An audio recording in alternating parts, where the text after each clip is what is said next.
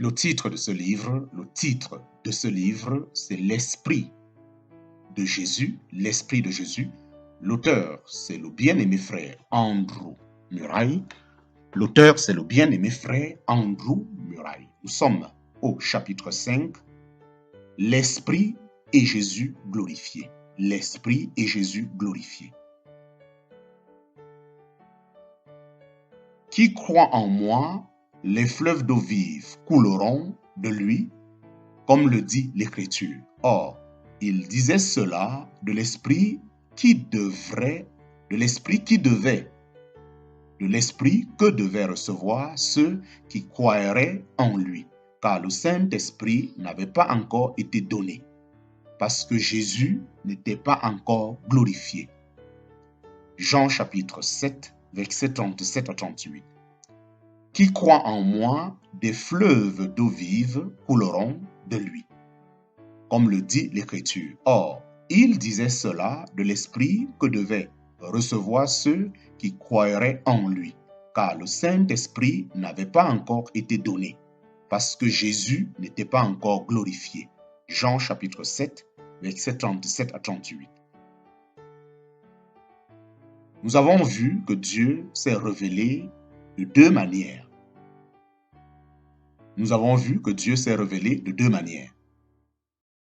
Comme Dieu sous l'Ancienne Alliance et comme Père sous la Nouvelle Alliance.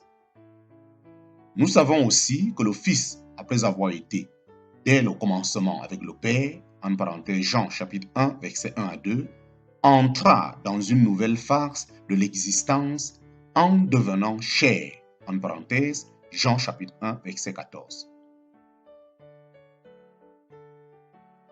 Lorsque ensuite il remonta au ciel, il était toujours le Fils unique du Père.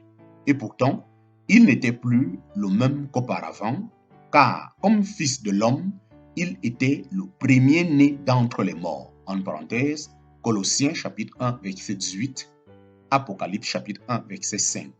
Revêtu de cette humanité glorifiée qu'il avait sanctifiée parfaitement pour lui-même. De même, le Saint-Esprit, lors de son effusion le jour de la Pentecôte, était réellement quelque chose de nouveau. Sous l'Ancienne Alliance, il avait toujours été appelé l'Esprit de Dieu ou l'Esprit de l'Éternel.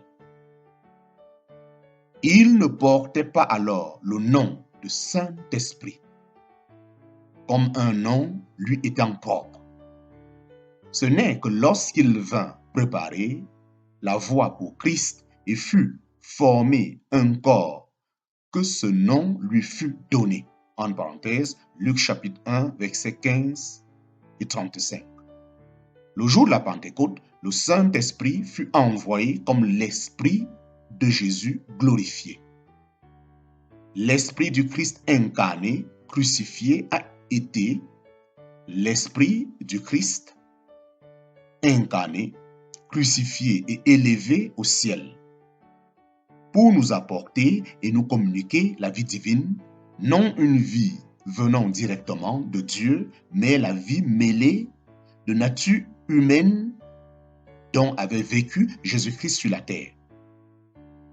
Le jour de la Pentecôte, le Saint-Esprit fut envoyé comme l'Esprit de Jésus glorifié, l'Esprit du Christ incarné, crucifié et élevé au ciel, pour nous apporter et nous communiquer la vie divine. Non une vie venant directement de Dieu, mais la vie mêlée de nature humaine dont avait vécu Jésus-Christ sur la terre. C'est alors qu'il prend le nom de Saint-Esprit, car c'est en habitant en nous que Dieu nous révèle sa sainteté. Il est donc littéralement vrai de dire de l'Esprit qui demeurait en Jésus homme et qui devait plus tard demeurer en nous.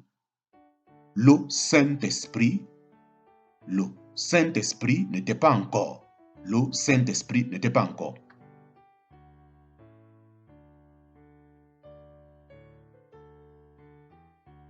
C'est alors qu'il prend le nom de Saint-Esprit, car c'est en habitant en nous que Dieu nous révèle sa sainteté. Il est donc littéralement vrai de dire de l'Esprit qui demeurait en Jésus homme et qui devait plus tard demeurer en nous, le Saint-Esprit n'était pas encore. L'Esprit de Jésus glorifié, du Fils de l'homme devenu Fils de Dieu, ne pouvait pas exister avant que Jésus eût été glorifié. Ceci nous explique en outre pourquoi c'est l'Esprit de Jésus et non directement l'Esprit de Dieu qui pouvait nous être envoyé pour demeurer en nous. Le péché avait interrompu, troublé nos rapports avec Dieu lui-même, autant qu'avec sa loi. Et avec la faveur divine, nous avons perdu la vie divine. Christ est venu non seulement affranchir l'homme de la loi et de la malédiction de la loi, mais ramener la nature humaine à Dieu, rétablir notre communion avec lui et nous faire participer de la nature divine. En parenthèse, 2 Pierre chapitre 1, verset 4.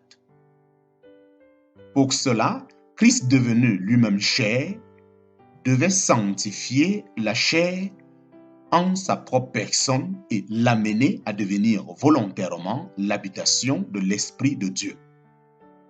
Après avoir fait cela, et conformément à la règle qui veut que les formes les plus infimes de la vie ne puissent s'élever à un degré supérieur qu'en passant par la mort, il devait lui-même passer par la mort.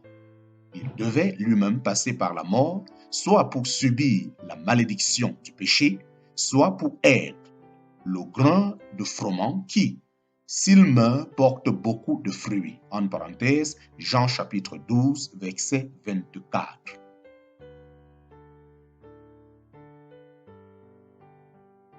À présent, sa nature glorifiée lors de la résurrection et de son ascension nous envoie son esprit, l'esprit de la vie humaine glorifiée par son union avec Dieu, et par là, il nous rend participants de tout ce qu'il avait individuellement acquis, c'est-à-dire de lui-même et de sa vie glorifiée.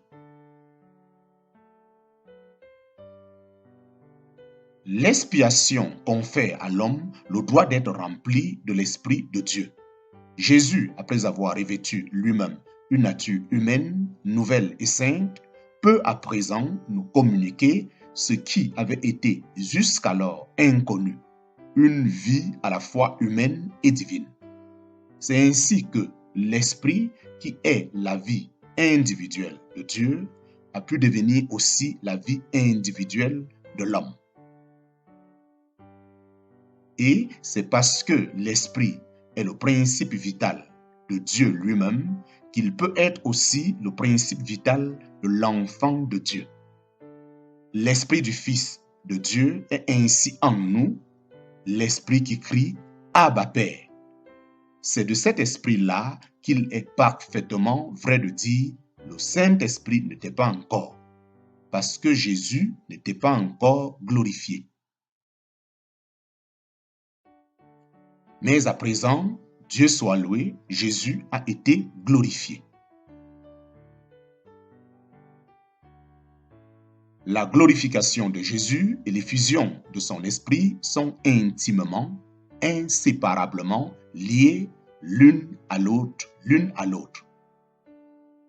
Si nous voulons recevoir non seulement l'Esprit de Dieu, mais l'Esprit de Christ glorifié, cet esprit qui n'était pas encore, mais qui est à présent une réalité, c'est à Jésus glorifié que nous devons nous adresser avec foi. Le Saint-Esprit peut nous donner tout ce que nous voulons recevoir, tout ce que nous voulons posséder de la vie de notre Seigneur glorifié.